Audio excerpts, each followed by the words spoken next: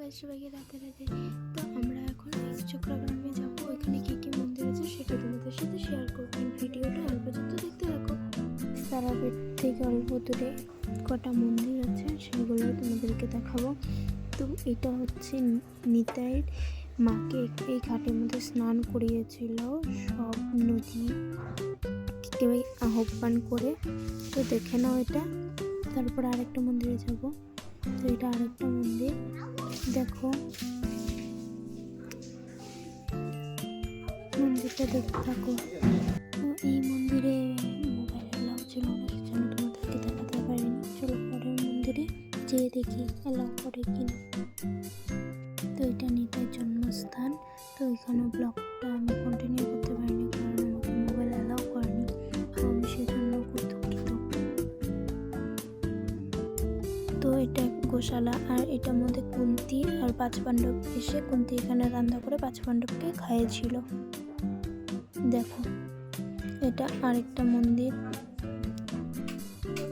তো এটাতেও অ্যালাউ নেই ভিডিও করা, তো আমি কি করব। তো চলো আরেকটা মন্দিরে যাওয়া যাক, দেখা যাক ওটার মধ্যে অ্যালাউ করে কিনা। এখানে ক্যামেরা অ্যালাউ করেছে, তো তোমাদেরকে দেখাচ্ছি, দেখে নাও।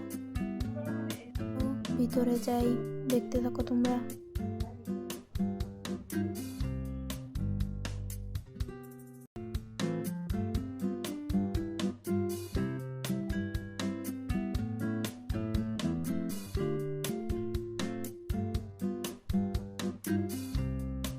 তো ওটা মন্দির দেখা হলো, এটা আরেকটাতে এসেছি, এটা দেখো তোমরা।